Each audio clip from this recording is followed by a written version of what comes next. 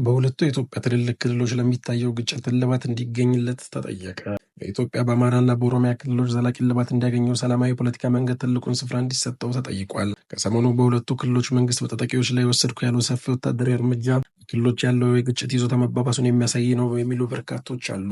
በኢትዮጵያ በአማራና በኦሮሚያ ክልሎች ዘላቂ እልባት እንዲያገኙ ሰላማዊ የፖለቲካ መንገድ ትልቁ ስፍራ እንዲሰጠውም ተጠይቋል። ከሰሞኑ በሁለቱ ክልሎች መንግስት በታጣቂዎች ላይ ወሰድኩ ያለው ሰፊ ወታደራዊ እርምጃ በክልሉ ያለው ግጭት ይዞታ መባባሱን የሚያሳየው በሚል የሰጉ በርካቶች ናቸው። አንዴ ከፍ ሌላ ጊዜ ደግሞ ዝግ ብሎ የቀጠለው የሁለቱ ክልሎች በስፋት የተስተዋለው ግጭት እስካሁን በመሳሪያ ተሞክሮ ባለመሰከቱ ተፋላሚዎች ለጠረጴዛ ዙሪያ መፍትሄ ትኩረት እንዲሰጠው ነው ፖለቲከኞችና ተንታኞች የሚጠይቁት። የኢትዮጵያ መከላከያ ሰራዊት ባለፈው ሳምንት አጋማሽ በይፋ የማህበራዊ ገጹ ላይ ኦሮሚያ ክልል በምዕራብ ሸዋና በደቡብ ምዕራብ ሸዋ ዞኖች አካባቢ የተሰማሩ የማዕከላዊ ሰራዊቱ አባላት የሸኔ ቡድን ባላቸው ታጣቂዎች ላይ የተወሰደ ባለው የጥምረት ወታደራዊ እርምጃ በታጣቂ ቡድኑ ላይ ከፍተኛ ሰብአዊና ቁሳዊ ኪሳራ መድረሱንም በማሳወቅ በርካታ የቡድኑ አባላትን መግደሉንና 60 የሚሆኑትን ደግሞ ከጦር መሳሪያዎች ጋር በማድረግ ወታደራዊ እርምጃ እንደሚያጠናክርም ገልጿል። መከላከያ አርባ አመሻሹን ባወጣው ይፋዊ መግለጫ ደግሞ ራሱን ፋኖ ብሎ በሚጠራው ጽንፈኛ ቡድን ያላቸው በአማራ ክልል ትጥቅ ውጊያ ላይ የሚገኙ የታጠቁ አማጺዎችን ዘመቻ አንድነት በሚል ስያሜ የከፈቱትን ጥቃት ተከትሎ በክልሉ በርካታ ዞኖች በመቶዎች መገደላቸውንና ብዙዎች ከጦር መሳሪያ ጋር መማረካቸውን አስረድቷል።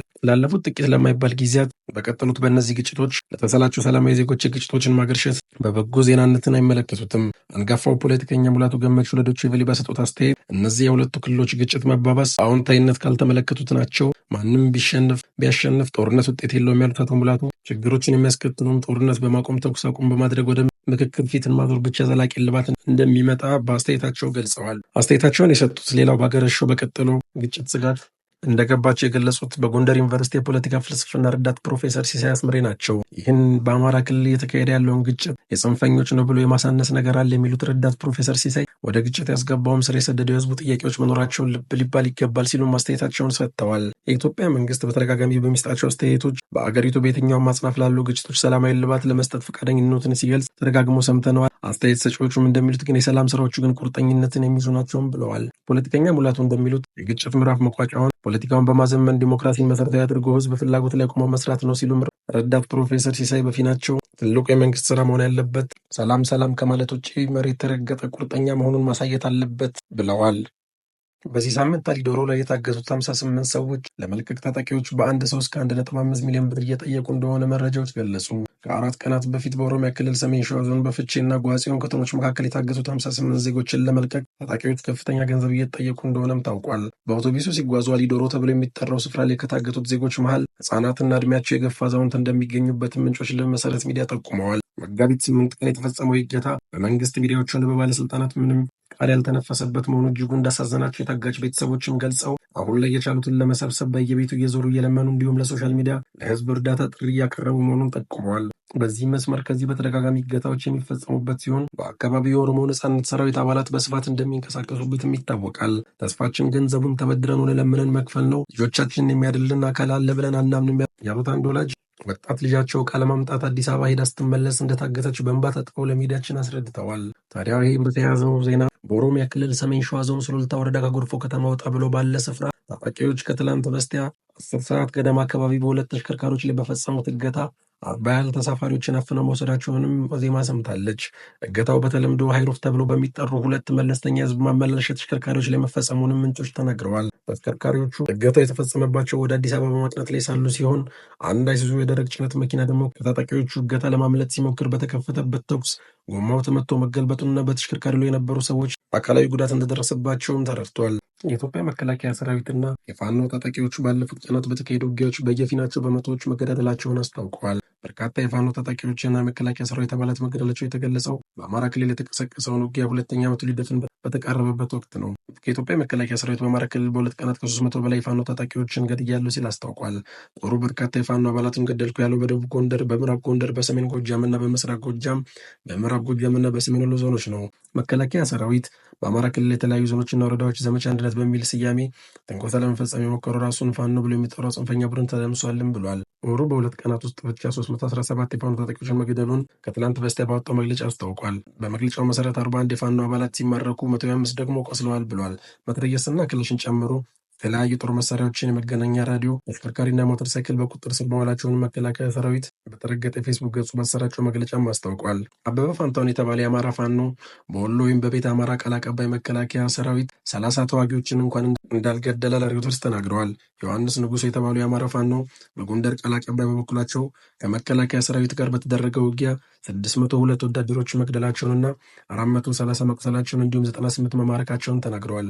በጉዳዩ ላይ ሬውተርስ ከኢትዮጵያ መከላከያ ሰራዊት ቃል አቀባይ ኮሎኔል ጌትነት አዳነና መንግስት ኮሚኒኬሽን አገልግሎት ሚኒስቴር ለገሰ ቱሉ አስተያየት ቢጠይቅም ወዲያው ምላሽ እንዳላገኘም አስታውቋል። መከላከያ ሰራዊት የትግራዩ ብርጋዴር ጀነራል ምግበይ ኃይለና ግብረ አበሮቻቸው ለአማራ ፋኖ ታጣቂዎች ድጋፍ በማድረግ ላይ ይገኛሉ በማለት ከሷል። ጦር ሰራዊቱ ጀነራል ምግበይ የፋኖ ታጣቂዎችን በቅርብ በበርካታ ግንባሮች የከፈቱት ውጊያ በማደራጀት ቁልፍ ሚና ተጫውተዋልም ብሏል። ሆኖም ጦር ሰራዊቱ በጀነራል ምግበይና በፋኖ ታጣቂዎች መካከል አለ ስላለው ግንኙነትና ትብብር በዝርዝር በማስረጃው አላቀረበም። የፋኖ ታጣቂዎችን ሰሞኑን በተለያዩ ግንባሮች የከፈቱትን ጥቃት ማክሸፉንም ሰራዊቱ ገልጿል። ታዲያ እንዲህ ቢሆንም የትግራይ ሰላምና ጸጥታ ቢሮ መከላከያ ሰራዊት በሚያስተዳድረው ማህበራዊ ድረገጽ ላይ የተሰራጨው ጽሑፍ ጄኔራል ምግበይ ኃይለ ከፋኖ ጋር ግንኙነት አላቸው በማለት የቀረበው ውንጀላ ለራስ ችግር ተግባራዊ መፍትሄ ለማምጣት ከመጣር ይልቅ ችግሩ በማይመለከተው አካል ላይ ጣት የመቀሰር ኃላፊነት የጎደለው ተግባር ነው በማለት ሰሞኑን ባወጣው መግለጫ ተችቷል። የመከላከያ ሰራዊት ጽሑፍ ከትላንት በስቲያ ባወጣው መግለጫ ተችቷል። የመከላከያ ሰራዊት ጽሑፍ ግልብና ብስለት የጎደለው መሆኑን የጠቀሰው ቢሮ የትግራይን ሕዝብ የግዛት አንድነት ለማስከበር የሚደረገውን ትግል አቃሎን አንኳሶ ማቅረብ የፕሪቶሪያውን የግጭት ማቆም ስምምነት ተግባራዊ የማድረግ ትልቅ ድርሻ ከተሸከመ ተቋም የማይጠበቅና ኃላፊነት የጎደለው ድርጊት በመሆኑም በፍጥነት መስተካከል አለበት ብሏል። የጦር ሰራዊቱ መግለጫም የምላሱ ለምታ ሊሆን እንደሚችል የገለጠው ቢሮ መከላከያ ሰራዊት መግለጫውን መልሶ እንዲያጤነውና ይቅርታን ይጠይቅበትም ጠይቋል። ቢሮ የትግራይ ሰራዊትና የሰራዊቱ አመራር ለአንድ ደቂቃ እንኳን ጦር መሳሪያ አንግተው ለመንከራተት የሚፈልጉበት አንዳችን ምክንያት እንደሌለውም አውስቷል። በኢትዮጵያና በኤርትራ ባለስልጣናት ላይ ክስ ተመሰረተ።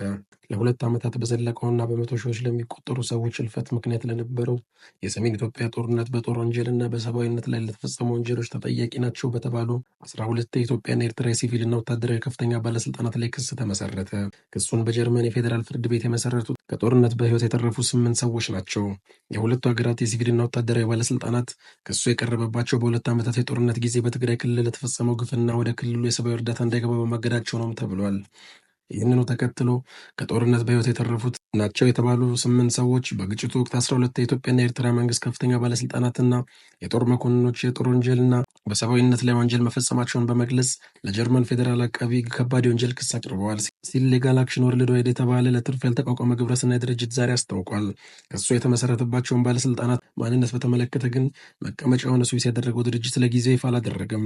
በክሱ ውስጥም የሁለቱ ሀገራት መሪዎች ጠቅላይ ሚኒስትር አብይ አህመድ እና ፕሬዚዳንት ኢሳያስ አፈወርቂ ይካተቱ አይካተቱ ድርጅቱ መረጋገጫም ሆነ ማስተባበያ አልሰጠበትም። ክሱ ጀርመን ውስጥ መከፈቱ የዓለም አቀፉን የወንጀል ሕግ መሰረት አድርጎ ነው ያለው ዘገባው። ወንጀለኞች ጥፋቱን የት የሚፈጽሙ የት ሂደቱ ለፍርድ እንዲቀርቡ ያስችላል ብሏል። አድማጭ ተመልካቾቻችን የዛሬው የኢትሼር መረጃ ይህን ይመስል ነበር። ሁሌ ትኩስና ትክክለኛ መረጃ እንዲደርሳችሁ ሰብስክራይብ በማድረግ የቻናላችን ቤተሰብ ይሆኑ። ሰላም ለሁሉም፣ ቸር እንሰንብት።